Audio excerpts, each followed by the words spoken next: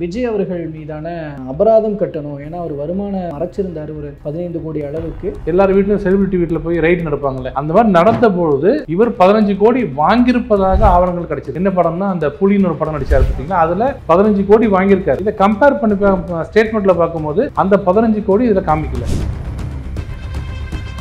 அது எத்தனை ஆயிரம் கோடி இருந்தாலும் சரி, டெக்னிக்கல் கிளிச்சுன்னு அது இதுல போகிறத வச்சு நம்ம அது உள்ள போக வேண்டாம். நான் வந்து ஃபேக்ட்ஸ் உள்ள தான் போறேன், டெக்னிக்காலிட்டி உள்ள போல. அவருக்கு போட்டான்னா போடலன்னா எனக்கு அது தேவையில்லை. ஆனா 1.5 கோடியை வந்து 15 கோடியை மறைக்கிறார். இப்போ இங்க கட் பண்ணிட்டு நாகப்பட்டினத்தில் பேசுறது கேள்வி, நீங்க சும்மா சம்பாதிச்சு வந்தா உங்களுக்கே எவ்வளவு இருந்ததுன்னா வேறு சிந்தி சம்பாதிச்சு வந்த எனக்கு எவ்வளவு இருக்கும்னு தெரியல. அந்த வார்த்தை வரும்போது கவர்மெண்ட் ஏமாத்துறீங்களா? கொள்கைய சும்மா பேருக்கு மட்டும் வச்சுக்கிட்டு குடும்பத்தை வச்சு கொள்ளையடிக்கிற உங்களுக்கே இவ்வளவு இருந்தா சொந்தமா உழைச்சி சம்பாதிச்ச எனக்கு எவ்வளவு இருக்கும்?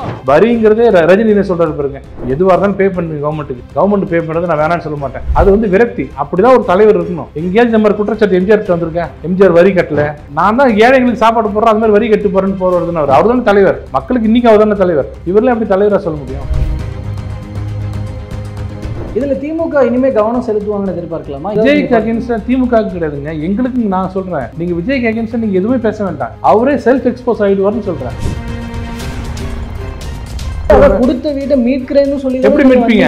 எங்க சொன்னாங்க? எங்க சொன்ன பாருங்க. எப்படி பாஜக கிட்ட பாஜக அந்த ஒரு விஷயத்தையும் அப்புறம் அதை எதிர்பார்த்தாங்க இல்லையா பாருங்க. இப்ப நீங்க சொன்னீங்க, எதிர்பார்த்தான்னு சொல்றீங்க. நீங்க 1000 எதிர்பார்ப்பீங்க. நாங்க இப்போ சொல்றோம், இதை மீட்கக்கூடிய ஒரே மனிதர், இரும்பு மனிதர் இந்தியாவிலேயே ஒருத்தர் தான், மோடி அவர்களால தான் அதை மீட்க முடியும். இப்போ சொல்றேன். தப்புன்னு சொல்லுங்க பார்க்கலாம். திமுகவுக்கும் தாவேக்காவுக்கும் பெரிய வித்தியாசம் ஒண்ணுதாங்க. யோசிக்கிறீங்க பாருங்க, இதை யோசிக்க கூடாது. ஏன் சொல்லுங்க? அங்கேயும் நீட் எதிர்ப்பு, அங்கேயும் இருமொழி கொள்கை, மும்மொழி கொள்கை எதிர்ப்பு. அங்கேயும் பெரியார், அங்கேயும் அண்ணா. அங்கேயும் சமூக நீதி, இங்கேயும் சமூக நீதி. அங்கேயும் வந்து திராவிடம், இங்கேயும் திராவிடம். என்ன ஒண்ணு சொல்லுங்க, விஜய் ஒண்ணு மாற்றி சொல்லிட்டாருன்னு. அது மக்கள் என்ன சொல்றாங்களா, இதுக்கு திமுகவே போதுங்கிறாங்க. விஜய் இது வரைக்கும் ஒருத்தருக்கும் தீர்வு கொடுக்கலைங்க. மக்கள் கூட்டத்தை கூட்டுறாரு, எல்லா இடத்துலையும் பாக்குறாரு, வீட்டுக்கு முன்னாடி கூட விட மாட்டாரு. ஒரு நல்ல தலைவன் வீட்டுக்கு முன்னாடி இருக்க ஜனங்களை முதல்ல மதிக்கணும், அதுக்கப்புறம் தான் ரோட்ல வந்து மதிக்கணும். வீட்டுக்கு முன்னாடி இருந்த ஜனங்களை யாரு மதிக்கலையோ அது தலைவனா ஆக முடியாது. இது வெறும் சும்மா கூட்டம், ஓட்டு போட மாட்டாங்கன்னு சொல்றாங்க. அப்படியா? இது என்ன சும்மா கூட்டமா?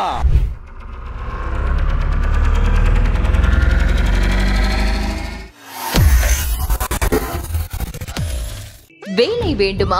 ப்ளூ ஓஷன் இருக்கிறது. 10th 12th டிப்ளமோ டிகிரி படித்தவர்களுக்கு உணவு, தங்குமிடம், இஎஸ்ஐ, பிஎஃப், இன்சூரன்ஸ் உள்ளிட்ட சலுகைகளுடன் அனுபவத்திற்கேற்ற நல்ல சம்பளம் 15,000 முதல் 30,000 வரை. பெண்களுக்கு முன்னுரிமை. 2,000க்கும் மேற்பட்ட வேலை வாய்ப்புகள் உள்ளன. இப்போதே தொடர்பு கொள்ளுங்கள். Blue ocean.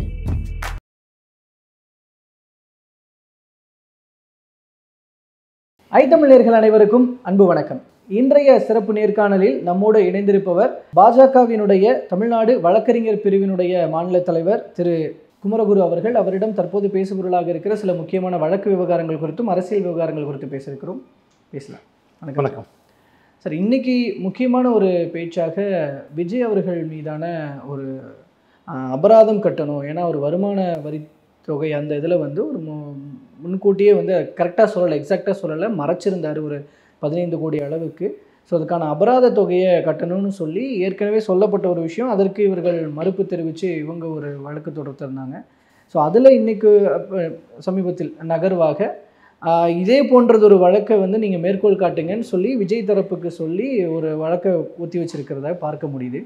இந்த வழக்கை சட்டத்தின் வழியாக எப்படி பார்க்கிறது, இதில் எந்த பக்கம் என்னென்ன தவறுகள் இருக்கிறதாக பார்க்கலாம்? இல்லை, நீங்கள் ரொம்ப சாதாரணமாக அதை வந்து அவர் தாக்கல் செய்யலை அப்படின்னு சொல்கிறீங்க. தாக்கல் செய்யாது மட்டும் இல்லை, 3 விஷயம் இருக்குது. ஒன்று, நீங்கள் தாக்கல் பண்ணணும். எப்பவுமே வருமான வரியத்தில் வந்து அவங்க யாரும் கேட்க மாட்டாங்க, செல்ஃப் டிக்ளரேஷன் தான் எல்லாமே.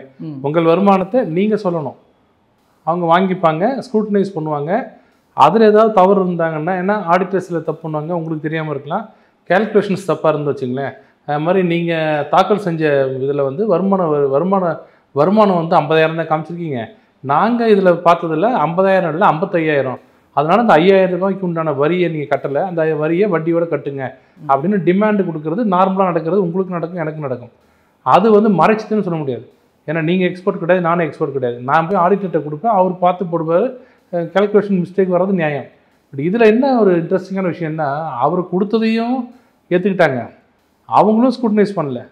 வீட்டில் வந்து வருமான வரி வந்து ஏய்ப்பு நடக்குது, எல்லார் வீட்லையும் செலிபிரிட்டி வீட்டில் போய் ரைடு நடப்பாங்கல்ல, ஆமாம். அது மாதிரி நடக்கும்போது ம். அந்த மாதிரி நடந்த பொழுது இவர் 15 கோடி வாங்கியிருப்பதாக ஆவணங்கள் கிடைச்சிருக்கு. என்ன படம்னா அந்த புலின்னு ஒரு படம் நடிச்சார் பார்த்தீங்களா, அதில் 15 கோடி வாங்கியிருக்காரு. இதை கம்பேர் பண்ணி ஸ்டேட்மெண்ட்டில் பார்க்கும்போது அந்த 15 கோடி இதில் காமிக்கல. ஸோ மறைச்சிட்டார், மறைச்சி ஆடித்தட்டி மறைச்சிட்டாரு, யாருக்கும் சொல்லலை. போய் பார்த்ததில் வீட்டில் இருக்கிற ஆவணங்களில் வந்து 15 கோடி, உதாரணத்துக்கு ஒரு அக்ரிமெண்ட் வச்சுக்கங்களேன், அக்ரிமெண்ட்டில் வந்து 15 கோடி இந்த படத்துக்கு நீ பே பண்ணணும், அந்த பே பண்ணுறத விட கேஷாக தான் பே பண்ணணும். செக்காக வந்து அவங்க வந்திருக்கும், கேஷாக எனக்கு பே பண்ணணும்னு அக்ரிமெண்ட் இருந்து வச்சுக்கணும் ஒரு பேச்சுக்கு.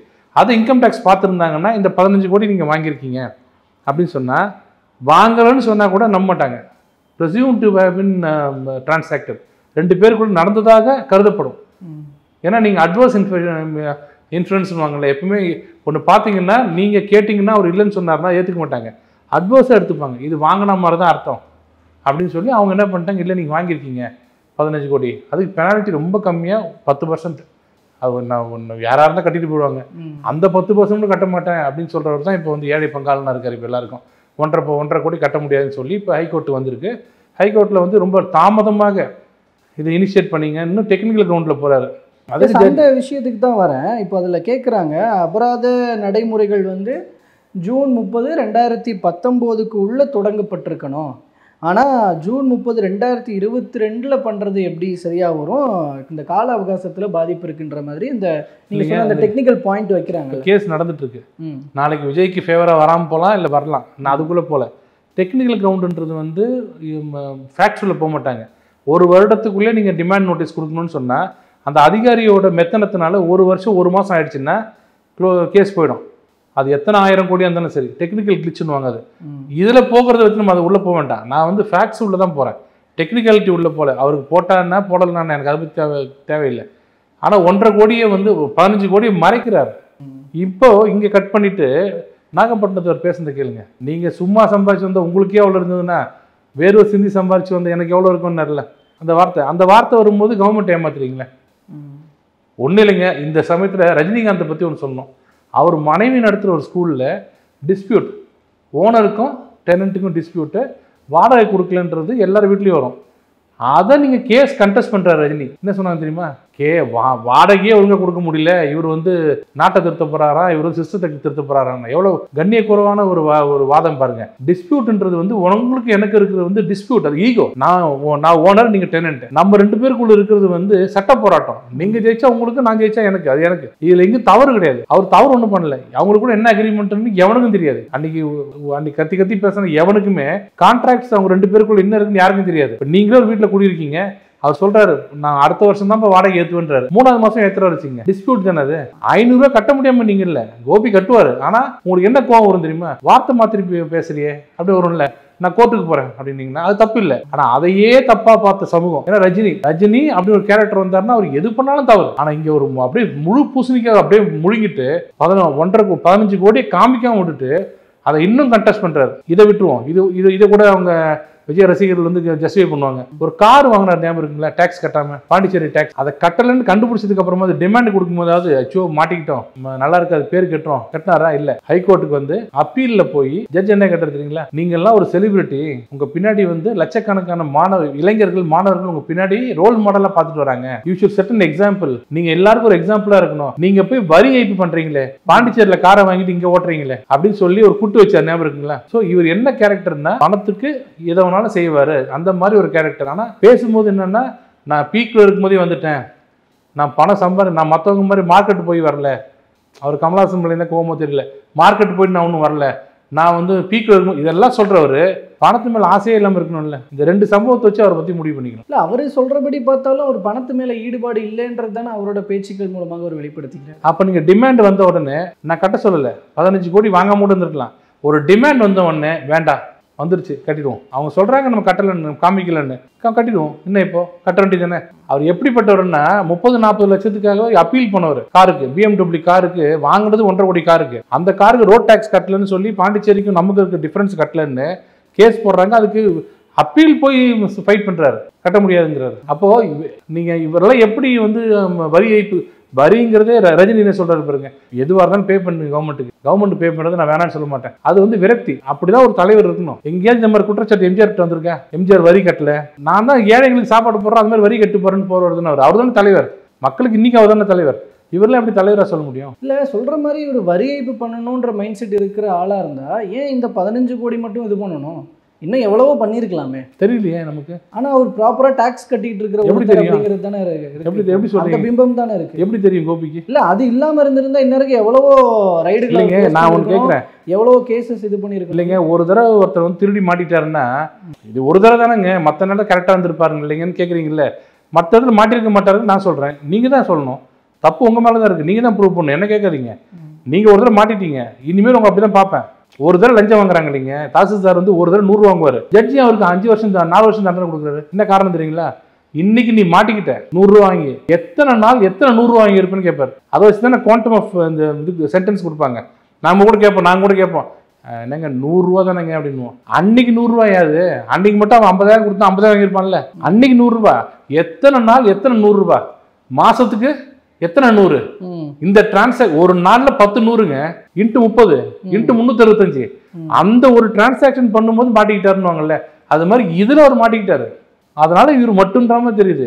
எத்தனை இடத்துல இந்த மென்டாலிட்டி இருக்கவங்க எதை வேணா பண்ணுவாங்களேன்னு சொல்றேன். அதான் இப்போ ஐடி சைட்ல இருந்தும் சொல்றாங்க, இப்போ நாங்கள் அதை கண்டுபிடிச்சதுனால அது தெரிய வந்தது, இல்லாட்டி அவர் அதை மறைச்சிருப்பாரு அப்படின்னு சொல்றாங்க. அந்த யதார்த்தமான போக்குல தான் அதை பார்க்கணும். அப்போ மிஸ்கால்குலேஷன் நான் முதல்ல சொல்லிட்டேன். கால்குலேஷன்ல மிஸ்டேக்காக இருந்தால் தப்பு சொல்ல மாட்டேன். விஜய்க்கு இல்லை, எனக்கு உங்களுக்கு எல்லாருக்கும் நடக்கும். பட் வாங்கின பணத்தையே மறைக்கிறதுன்றது வந்து என்ன மாதிரியான ஒரு அப்ரோச்சுன்னு பார்த்துங்க. அப்போ பிளாக் வாங்குறாரா இல்லையா? ஒயிட்டாக இருந்தால் வந்திருக்கும். அதில் புரிஞ்சுங்க, 15 கோடி ஒயிட்டில் வந்திருந்தா செக்கில் வந்திருக்கும், ஆட்டோமேட்டிக்காக எடுத்து பார்த்துருப்பாங்க. ஆடிட்டர் விட மாட்டார். இந்த செக்ல வந்து சார் நான் மாட்டிப்பேன், தயவுசெய்து கணக்கு காமிக்கன்னு சொல்லிட்டு இருப்பாரு. கணக்கு காமிக்காத பணம்னா எதுல வந்திருக்கும்? அப்போ அது கேஷ் ஏன் வாங்குறாரு? அது ஒண்ணுன்னா உள்ள போனா உங்களுக்கு தெரியும், நாட் அ குட் கேரக்டர். அதாவது லீடர்ஷிப்புக்கு உள்ளான கேரக்டர் கிடையாது. எஸ், இந்த விஷயம் வந்தோடனே இப்போ ஒரு பக்கம் அவரோட லீடர்ஷிப் குவாலிட்டி, கேரக்டர் இது ரிலேட்டடா ஒரு பக்கம் பார்த்தாலும் கூட இங்க வழக்கினுடைய கோணம் எப்படி இருக்கு, நகர்வு எப்படி இருக்க போகிறது? நீங்க சொன்ன முன்னாடி பேசும்போது சொன்னீங்க அந்த டெக்னிக்கல் பாயிண்ட் முன் வைக்கிறாங்க, 2019க்குள்ள பண்ணியிருக்கணும் அப்படிங்கிறது. அந்த பாயிண்ட்ல இருந்து பார்த்தா வழக்கினுடைய நகர்வு எப்படி இருக்கும்? அவங்களோட டிஃபெண்டிங் பாயிண்ட்ஸ் இப்போ இதுக்கு நீதிபதி கேட்கிறாரு. நாளைக்கு விடுதலை ஆனாலும் பரவாயில்ல, நான் தான் அதையும் சொல்லிட்டேன். இதே மாதிரி ஒரு கேஸ்ல 1 வருஷத்துக்கு தாண்டி இருந்தா சுப்ரீம் கோர்ட் ரத்து பண்ணிருக்கு, டிமாண்ட் நோட்டீஸை ரத்து பண்ணிருக்குன்னு சொன்னா தப்பிச்சிருவாரு. டெக்னிக்கல் இதுல கிரவுண்ட்ல, ஃபேக்சுவல் கிரவுண்ட்ல தப்பிக்கிறல்ல. அது உங்கள்கிட்ட மக்கள் இவரே அரசியல் வரல வச்சுங்களேன், இதை பத்தி நம்ம பேசவே போறது இல்லை. பேச போறோமா? அது அவர் ஆச்சு, அவர் ஃபேமிலி ஆச்சு, என்ன பண்ணிட்டு. ஆனா வெளியில மக்கள்கிட்ட வந்து நானா பணம் வாங்கவா வந்தேன், சம்பாதிச்சுட்டு இருக்கும் போதே வந்தவன் ஆச்சேன்னு சொல்லும் போது 15 கோடி மறைக்கிற நீங்க என்னெல்லாம் பண்ணுவீங்க அரசியல்ன்றதான் கேள்வி. இதுதான் தாவேகாவினர் தரப்புல எப்படி பார்க்குறாங்கன்னா, இப்போ அரசியலுக்கு வந்ததுக்கப்புறம் ஒரு அரசியல் காழ்ப்புணர்ச்சியோட இந்த மாதிரியான விஷயங்கள்லாம் தொடுக்கப்படுகிறது விஜயை நோக்கி அப்படின்ற ஒரு 2024 ஒரு தாவைக்கா தொங்க போறான்னு சொல்லி இன்கம் டேக்ஸ் ஆஃபீஸர் 2017 டிமாண்ட் கொடுக்குறாங்கம்மா. ஆனால் அப்படியே நல்லா அந்த அவங்க கட்சியில் நல்லா வச்சிருக்காரு, தொண்டர்கள் அப்படியே சிந்திக்காம டிவிக்கேன்னு அப்படியே கத்துறாங்க பாருங்க, அப்படியே வச்சிருக்காங்கன்னா அப்படியே இருக்கட்டும். ஆனால் அதெல்லாம் டிசைட் பண்ணாது, ஓட்டர்னு டிசைட் பண்ணாது. ஒரு தலைவன்னா ஒரு தெளிவு வேணுங்க. அவர் சொன்னது ஏதாவது ஒன்று தெளிவாக இருக்கு, அவங்களுக்கு ஒன்று தெரியுது நல்லா. அவர் ஏதாவது கூட்டணி வந்து வேற எங்க எதிர்பார்க்குறாரு, பிஜேபிட்டும் டிஎம்கேயும் கிடையாதுன்னு தெரியுது, கண்டிப்பாக வேற எங்க எதிர்பார்க்குறாரு. சொல்றதெல்லாம் அதுக்கு ஏற்ற மாதிரியே சொல்றாரு. அதுல பிஜேபி எதிர்க்கிறாரு அப்படிங்கிறதுனால தான் இத்தகைய போக்கு, இது மாதிரியான ஒரு எதிர் நடவடிக்கைகளை அவரை நோக்கி. இந்த டிமாண்ட்ல 2017 கேஸ் இது. இவர் 2024 எங்களை எதிர்க்க போறாரு 2017 போட்டுருப்போமா? அவ்வளோ மாபெரும் சக்தியில எங்களுக்கு இல்லைங்க, அவ்வளோலாம் இல்லை நீங்க நினைக்கிற மாதிரிலாம். இதுல திமுக இனிமே கவனம் செலுத்துவாங்கன்னு எதிர்பார்க்கலாமா? ஏன்னா இந்த ஒரு பாயிண்ட் கிடைச்சிருச்சு விஜய்க்கு அகைன்ஸ்டா அப்படின்னு சொல்லி. அதுல விஜய்க்கு அகைன்ஸ்டா திமுக கிடையாதுங்க, எங்களுக்கு நான் சொல்றேன். நீங்க விஜய்க்கு அகைன்ஸ்டா நீங்க எதுவுமே பேச வேண்டாம், அவரே செல்ஃப் எக்ஸ்போஸ் ஆகிடுவார்னு சொல்கிறேன். புரியல உங்களுக்கு? அவர் பேசவே போதும். அவர் சில பேர் இருக்காங்க, ராகுல் காந்திலாம் இருக்காங்களே, நாங்கள் பேச வேண்டாம், ராகுல் காந்தியை பேசி எங்களுக்கு ஓட்டு வாங்கி கொடுத்துருவாரு. அந்த மாதிரி சில பேர் இருக்காங்களே, அதில் விஜயும் வந்துட்டாருன்ற. ஏன்னா பேசுகிறவர் என்ன பேசணும்னா, இதோ பாருங்க இப்போ திமுக ஆட்சி நடக்குது, அங்கே பாஜக நடக்குது, திமுக ஆட்சியில் இந்த குறைகள் இருக்குது, பாஜக ஆட்சியில் இந்த குறைகள் இருக்குது சொன்னால் தப்பு இல்லை, அது உங்கள் இஷ்டம். பிரதமர் அவர்களே இந்திய மீனவர்னு பார்க்குறீங்க, தமிழ் மீனவர்னு பார்க்குறீங்கன்னு சொல்கிறாரு. அப்போ அவருக்கு உண்மையிலே அரசியல் தெரியல, கொஞ்சம் திரும்பி இப்போ கூட பார்க்க தெரியல அவருக்கு. 2014க்கு முன்னாடி என்ன நடந்துச்சுன்னு அவருக்கு தெரியலையே. என்ன சொல்லணும்? இவங்களை கூட விட்டுருலாங்க, காங்கிரஸை மன்னிக்க முடியாது. முதல்ல காங்கிரஸை திட்டிட்டு உங்கள்கிட்ட வரேன், அவங்க தான் கொன்னாங்க நம்ம ஆளுங்களை. அது வரைக்கும் பிரதமர் அவர்களே பரவாயில்ல, நீங்கள் பரவாயில்ல, 5 பேரை வந்து தூக்கு தண்டனையிலேருந்து மீட்டீங்க, இன்னி வரைக்கும் ஒருத்தரை கூட நீங்கள் வந்து கொலை செய்யலை. அந்த அளவுக்கு உங்களை பார்த்தா பயம் இருக்கு. ஆனா பிரதமர் அவர்களே நீங்க இதை செஞ்சிருக்கலாம் இல்லையான்னு கேட்டிருந்தா வச்சுங்களேன், அரசியல் தெளிவு இருக்குன்னு அர்த்தம். அங்க மட்டும் இந்திய மீனவர், இங்க தமிழ் மீனவரா, இங்க மட்டும் அரெஸ்ட் பண்றீங்களான்னு கொஞ்சம் பேசிக் அறிவு இருந்ததுன்னா அந்த எல்லையை தாண்டினா அரெஸ்ட் தானே பண்ணணும். நீங்க என்ன பண்ணுவீங்க சொல்லுங்க? நீங்க சொல்லுங்க. நாளைக்கு நீங்க இலங்கை அதிபர் வரீங்க, என்ன பண்ணுவீங்க? வேண்டாம் இங்க விட்டுலாங்கன்னுவீங்களா? இல்ல அதுக்காக 10 ஆண்டுகள் ஆட்சியில இருக்கிறவங்க கிட்ட சரி இந்த பிரச்சனைக்கு முற்றுப்புள்ளி வைப்போம்ல, எப்படி வைப்பீங்க சொல்லுங்க? சொன்னவங்க கிட்ட கேட்கதானே செய்வாங்க. எப்படி வைப்பீங்க சொல்லுங்க? உங்களுக்கு காங்கிரஸை திட்டலங்கிறது உங்களுக்கு வருத்தமா இருக்கா? இல்ல கேள்வி கேட்டது இல்ல, அதுக்கான பதில சொல்ல இல்ல. நீங்க வீட்டை கொடுத்துருவீங்க, வீட்டுக்குள்ள ஒருத்தர் உள்ள வரும்போது அரெஸ்ட் பண்ணுவோம் அந்த வீட்டுக்கார. நீங்க யாரை திட்டணும்? வீட்டை கொடுத்தோன்னு கேட்கணும். நீங்க நீங்க கச்சத்தீவு கொடுக்கும் போதே இதை யோசிச்சிருக்கணும். ஒரு தலைவி என்னடா கச்சத்தீவு கொடுத்த வீட்டை மீட்கிறேன்னு சொல்லி எப்படி மீட்பீங்க? எங்க சொன்னாங்க? எங்க சொன்ன பாருங்க. எப்படி பாஜக கிட்ட இப்ப பாஜக அந்த ஒரு விஷயத்தையும் அப்புறம் அதையும் எதிர்பார்த்தாங்க இல்லையா பாருங்க. இப்ப நீங்க சொன்னேன்னு சொன்னீங்க, எதிர்பார்த்தான்னு சொல்றீங்க. நீங்க 1000 எதிர்பார்ப்பீங்க. நாங்க இப்போ சொல்றோம் இதை மீட்கக்கூடிய ஒரே மனிதர், இரும்பு மனிதர் இந்தியாவிலேயே ஒருத்தர் தான். மோடி அவர்களால தான் அதை மீட்க முடியும். இப்போ சொல்றேன், வேற யாராலையும் மீட்க முடியாது. அது காரணம் இவரோட ஆளுமை. இவர் பேசி வாங்கி தான் கொடுக்கணும். கிஃப்டட் ப்ராப்பர்ட்டி கொடுத்துட்டா கொஞ்சம் அப்படியே கொஞ்சம் கொடுக்குறீங்களா மக்கள் அப்படியே கேட்க முடியுமே தவிர கோர்ட்ல கேஸ் போட்டு மரியாதை கொடுக்குறீங்களா கேட்க முடியாது. சரி இதையும் விட்டுருங்க. விஜய் ஒரு வந்தார்ல, இப்போ நான் இப்போ நாளைக்கு ஆட்சிக்கு வந்துடுறேன், இது இப்படி சீர் பண்ண போறேன். இலங்கை ராணுவத்துல நான் பேசுவேன், இல்ல நான் ஒரு 10 ஸ்டண்ட் நடிகர்களை கூட்டு போய் ஜம்ப் பண்ணி ஒன்று அடிப்பேன், கிக் பண்ணுவேன், எதையாவது சொல்லலாம்ல. அவர் எல்லாம் அப்படி பிரதமர் அவர்களே இந்திய மீனவர்களை பாத்தீங்களே, தமிழ் மீனவர்களை பாத்தீங்களா, என்ன பண்ணலாம் அடுத்தது பார்க்கல. நீங்க என்ன பண்ணுவீங்க? நீங்க நிக்க போறது இப்ப சிஎம்க்கு 2026 சிஎம் கேண்டிடேட். நீங்க நான் ஆட்சிக்கு வந்தால் கச்சத்தீவை நைட்டு நைட்டா கை பிடிச்சி இழுத்து வந்துடுவேன். ஏதாவது சொல்லணும்ல ஜோக்கா? எதையுமே சொல்றது இல்லை. அவர் தான் பொதுவா சொல்லியிருக்கிறாருல, இப்போ நான் இப்போ வந்து என்ன மாதிரியான விஷயங்கள் இருக்கும் பண்ண போறோம் அப்படிங்கறத உங்களுக்கு நாங்க தெரிவிப்போம் எப்போ அப்படிங்கறத சொல்லியிருக்காங்க. இல்ல வாக்குறுதிகளாக வெளியிடுவோம். என்ன பண்ண போறாரு சொல்லுங்க? இப்போதைக்கு பிரச்சாரத்துல ஆளும் அரசுகளுடைய குற்றங்களை மேற்கோள் காட்டுற மக்கள் கிட்ட அந்த ஆஸ்பெக்ட்ல தானே இப்போ போயிட்டு இருக்கிறாரு. குற்றம் தான் சொல்லிட்டீங்களே நீங்க குற்றம்னு. இதைத்தானே திமுக சொல்லுது. நான் என்ன சொல்றேங்க, திமுக விட தாவேகா இந்த விஷயத்துல மாறுபடுது ஒன்று சொல்லுங்க. தப்பா நீங்க நான் கேள்வி கேட்கறேன்னு ஒரே செகண்ட்ல சொல்லுங்க, டக்குன்னு சொல்லுங்களேன். கோபி நீங்க இவ்வளவு அரசியல் பாக்குறீங்க, இவ்வளவு ஆழ்ந்த உங்களுக்கு இது இருக்கு, அறிவு இருக்குது இல்ல, டப்புன்னு சொல்லுங்க பார்க்கலாம். திமுகவுக்கும் தாவேகாவுக்கு பெரிய வித்தியாசம் ஒன்று தாங்கன்னு யோசிக்கிறீங்க பாருங்க. இதை யோசிக்க கூடாது. ஏன் சொல்லுங்க? அங்கேயும் நீட் எதிர்ப்பு, அங்கேயும் இருமொழி கொள்கை, மும்மொழி கொள்கை எதிர்ப்பு, அங்கேயும் பெரியார், அங்கேயும் அண்ணா, அங்கேயும் சமூக நீதி, இங்கேயும் சமூக நீதி, அங்கேயும் வந்து திராவிடம், இங்கேயும் திராவிடம். என்ன ஒன்று சொல்லுங்க, விஜய் ஒன்று மாற்றி சொல்லிட்டாருன்னு. அது மக்கள் என்ன சொல்றாங்களா, இதுக்கு திமுகவே போதுங்கிறாங்க. ஏற்கனவே திமுக இருக்குல்ல, அதே போதும். பெரியார் எடுத்துப்பேன், உள்ள இருந்து எசன்ஸ் மட்டும் எடுத்துருவோம், தனியா ஆன்மீகத்தை மட்டும் எடுத்து வெளில போட்டு வரான், மற்ற பெரியார் வச்சுப்பாரான். எப்படி வச்சுப்பீங்க அந்த மாதிரி? நீங்க சொல்லுங்க. அவங்க தொண்டர்கள் சிந்திக்க மாட்டாங்க, நீங்க சிந்திக்கணும். ஒரு கொள்கைகள் வந்து அவங்க டிசைட் பண்றதே வந்து அது அவங்களோட அவங்களுக்குன்னு ஒரு கட்டமைப்பு வைக்கிறாங்க, ஒரு வியூகம் வைக்கிறாங்க, கொள்கைகள் வைக்கிறாங்க, அவங்களுக்குன்னு ஒரு லாங் டேர்ம் கோல் வைக்கிறாங்க. ஸோ அதை நோக்கி அவங்க பிரயாணிக்கிறாங்க. இதுல ஏன் இது இப்படிதான் இருக்கணும்னு நம்ம சொல்லிட முடியுமா? நான் சொல்லுங்க. பாஜக நினைக்கிற மாதிரி தான் இப்ப தாவேகா கொள்கைகளை வகுத்திருக்கணுமா? நான் அப்படி கேட்கல. நீங்க பாஜக என்ன பார்க்காதீங்க. 3 தடவை 4 தடவை பேசியிருக்காரு மாநாட்டில். ஒரு ஃப்ரூட்ஃபுல் சொல்யூஷன் கொடுத்துருக்காருங்க விஜய். நீங்க எனக்கு பிடிக்கலையோ சீமான் வந்து அவர் மேலே கருத்து வேறுபாடு நிறைய இருக்கு. ஆனால் ஓடி போய் கவர்னர் மாளிகையை லாக் பண்ணிடுவேன், டைப்பிஸ்ட் வச்சு அடித்து மஞ்சள் நோட்டீஸ் கொடுத்துருவேன். இப்போ ஏதோ தீர்வு கொடுக்குறாரு பார்த்தீங்களா, காமெடியாக இருக்கும். அது நான் தனியாக சிரிச்சிக்கலாம். ஆனால் ஒரு தீர்வு சொல்கிறாருல்ல, கவர்னர் மாளிகை நேராக போவேன், பெரிய பூட்டு வச்சு லாக் பண்ணுவேன், அங்கேருந்து பிரதமர் ஒரு கெஞ்சி வரான் சாவி கொடுன்னு, எனக்கு எதாவது செஞ்சு கொடு சாவி கொடு பண்ணாரா, ஜாலியாக இருக்கல படம் பார்க்குற மாதிரி. அட்லீஸ்ட் இதே ஒரு காமெடியாக போகுது இல்லை, இது ஏதாவது ஒன்று சொன்னார் அவரு. இல்ல அதுதான் சொல்றேன், இப்படி அவசரப்பட்டு காமெடி நீங்க சொல்ற மாதிரி காமெடித்தனமா எதுக்கு எதாவது சொல்லணும்? அப்ப ஏதாவது ஒன்று சொல்லுங்க. ப்ராப்பரா நாங்க அதுக்குன்னு டிஃபைன் பண்றோம், என்ன ஃபைனல் பண்றோம். 3 தடவை மாநாட்டு போட்டீங்க, மாநாட்டுக்கு வந்தீங்க, பெரிய பெரிய மீட்டிங்ல என்ன நீங்க சொன்னீங்க? ஒரு விஷயத்துக்கு தீர்வு சொன்னாரு பாருங்க, கண் கலங்கிடுச்சிங்கன்னு சொல்லி ஒன்று சொல்லுங்க. ஒன்னே ஒன்று சொன்னார், பரந்தூர் வந்தாரு, விமான நிலையத்துக்கு எதிரானவன் இல்லைன்னா விஜய், ஆனா இங்க வேணான்னாரு. வேற எங்க பொண்ணு சொல்லுங்க? மீனம்பாக்கம் இப்ப இருக்குல்ல, திருச்சூர் விமான நிலையம் இருக்குல்ல, எனக்கு தெரிஞ்சு நான் பார்த்ததுல 70 நான் பார்த்துட்டு இருக்கேன் அந்த விமான நிலையத்துல. அதுல ஒரு 30 வருஷத்துக்கு முன்னாடி ஆரம்பிச்சுதான் வச்சுப்போம். அப்படின்னா முழுக்க பாலைவனமா இருந்த அந்த இடம் மீனம்பாக்கம்லாம். 1940 பாலைவனமா இருந்த மீனம்பாக்கம்லாம். மீனம்பாக்கம் திருச்சூர் எப்படி இருந்தது? வயல் தானே, வயல்வெளி தானே. இன்னைக்கு எங்க தானே இது இருக்கு விமான நிலையம்? இங்க இல்லைங்க, உலகத்துல நீங்க எந்த ஊர் எடுத்து போய் பாருங்க, விமான நிலையம் இருந்த இடம் எங்க இருக்கும்? அதுக்கு முன்னாடி பொட்டக்காரனா தான் இருக்கும், ஆறா தான் இருக்கும். இவர் என்ன சொல்றாரு, பரந்தூர்ல வேணாம் அப்படின்னு. வேற இடம் சொல்லுங்க. இவர் தானே சிவில் ஏவியேஷன் மினிஸ்டர் தானே.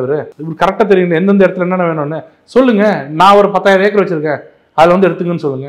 இது இல்லைங்க தலைவன் குவாலிட்டி. தலைவன் குவாலிட்டி இது இல்ல. பரந்தூர்ல விமான நிலையம் வேண்டாம், இதுக்கு பதிலாக இங்க ஆரம்பிங்க, ஒரு இடம் காமிங்க விமான நிலையம். இதுக்கு இவர் மேலு, சீமான் மேலு பெஸ்ட். அவர் விமானத்துல தான் போவாரு, ஆனா விமான நிலையம் தேவையில்லைன்னு. புரியுதா உங்களுக்கு?